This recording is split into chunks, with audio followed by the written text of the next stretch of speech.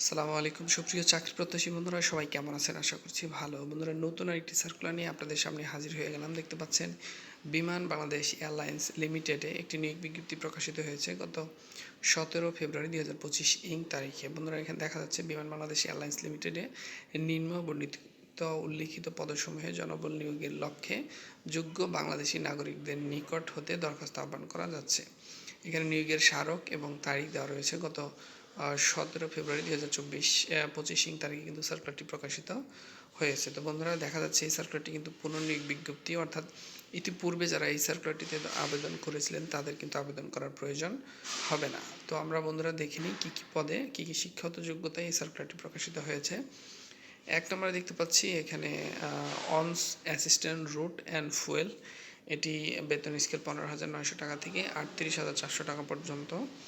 বেতন বিভাগ চতুর্থ প্রশাসন, এখানে পদসংখ্যা রয়েছে 4টি এবং বয়স 18/2/2025 তারিখে অনূর্ধ্ব 32 বছর পর্যন্ত। এখানে সাধারণ শর্তাবলী, এখানে শিক্ষিত বিশ্ববিদ্যালয় ইনস্টিটিউট হতে বিজ্ঞান বিষয়ে স্নাতক ডিগ্রি থাকতে হবে।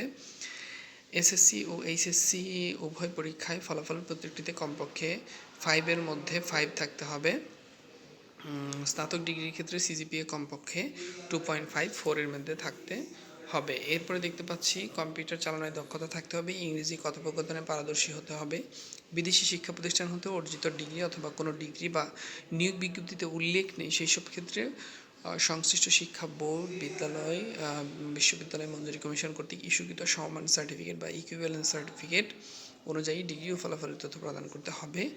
জিইডি গ্রহণযোগ্য নয়। 2 নম্বরে রয়েছে ওয়ার্ক সুপারভাইজার সিভিল, এখানেও সেম স্কেলের বেতন গ্রেড এবং এখানে পদসংখ্যা রয়েছে 2টি। এখানে শিক্ষাগত যোগ্যতা কোনো শিক্ষিত পলিটেকনিক ইনস্টিটিউট থেকে সিভিল ইঞ্জিনিয়ারিংয়ে 4 বছর মেয়াদী ডিপ্লোমা হলেই কিন্তু আবেদন করতে পারবেন এবং এখানে ফলাফলের ক্ষেত্রে 2.8 থাকতে হবে আউট অফ 4-এর মধ্যে এবং কম্পিউটারে দক্ষতা থাকতে হবে অবশ্যই এবং বিদেশ থেকে যদি কোনো ডিগ্রি থাকে তাহলে সেই ক্ষেত্রে ইকুইভ্যালেন্স সার্টিফিকেট প্রদর্শন করতে হবে। 3 নম্বরে দেখতে পাচ্ছি সিনিয়র ফার্মাসিস্ট স্টোর, এখানে বিল সহকারী, এখানেও সেম বেতন গ্রেড পূর্বের মতো। এখানে পদসংখ্যা রয়েছে 1টি।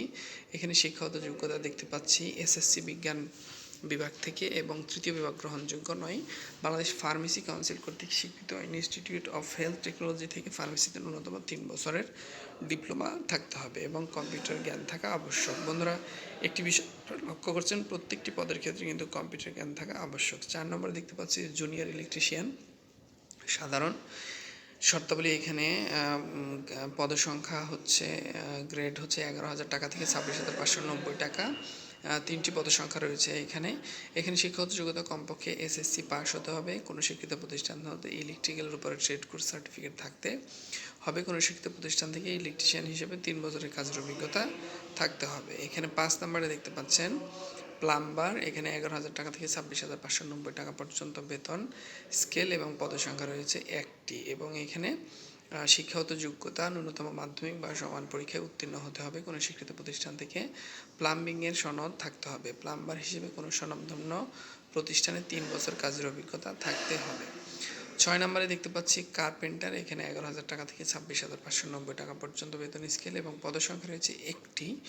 এখানে শর্তাবলী ন্যূনতম মাধ্যমিক বা সমান পরীক্ষায় উত্তীর্ণ হতে হবে এবং কোনো স্বীকৃত প্রতিষ্ঠান থেকে কার্পেন্টারের সনদ থাকতে হবে, কার্পেন্টার হিসেবে কোনো স্বনামধন্য প্রতিষ্ঠানে 3 বছর কাজের অভিজ্ঞতা থাকতে হবে। তো বন্ধুরা, এই ছিল মূলত যে সার্কুলারটি, যে সমস্ত পদ এবং শিক্ষাগত যোগ্যতার খুঁটিনাটি সারমর্ম বা সারাংশ।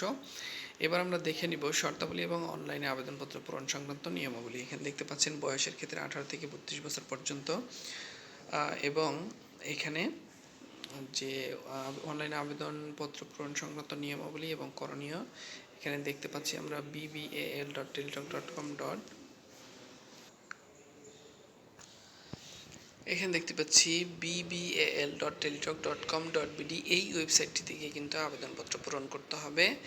এখানে আবেদনপত্র পূরণ এবং পরীক্ষার ফি জমাদানের শুরুর তারিখ 18 ফেব্রুয়ারি 2025 তারিখ থেকে শুরু হয়ে চলবে 27 ফেব্রুয়ারি 2025 তারিখ পর্যন্ত। বন্ধুরা, এখানে আবেদনপত্র সাবমিটের 72 ঘন্টার মধ্যে ইউজার আইডি পাস ব্যবহার করে আপনাকে পেমেন্ট সম্পন্ন করতে হবে এবং যথারীতি পূর্বের নাই এখানে ছবি এবং স্বাক্ষরের সাইজ দেওয়া রয়েছে, এই নির্দিষ্ট অনুপাতে কিন্তু আপনাকে ছবি এবং স্বাক্ষর ওয়েবসাইটে আপলোড করতে হবে। বন্ধুরা, এরপর দেখতে পাচ্ছি আমরা SMS প্রেরণের নিয়মাবলী এবং ফি প্রদানের যে নিয়ম রয়েছে। এখানে আপনারা টেলিটক প্রিপেড সিমের মাধ্যমে আবেদনের যে ফি রয়েছে সেটি প্রদান করতে পারবেন। 1 থেকে 3 নং ক্রমিকে বর্ণিত পদসমূহের জন্য 223 টাকা দিতে হবে ফি বাবদ, এবং 4 থেকে 6 নং পদের জন্য 112 টাকা হারে ফি প্রদান করতে হবে। যে ফরম্যাটে ফি প্রদান করবেন সেটিও এখানে দেওয়া রয়েছে। আশা করছি বিষয়টা আপনারা বুঝতে পেরেছেন এবং কিভাবে আবেদনগুলো করতে হবে এবং ফি পেমেন্ট করতে হবে সমস্ত বিষয়। এরপরে কোনো জিজ্ঞাসা থাকলে অবশ্যই আমাকে কমেন্টে জানাবেন, আমি চেষ্টা করব সেটি সমাধান দেওয়ার।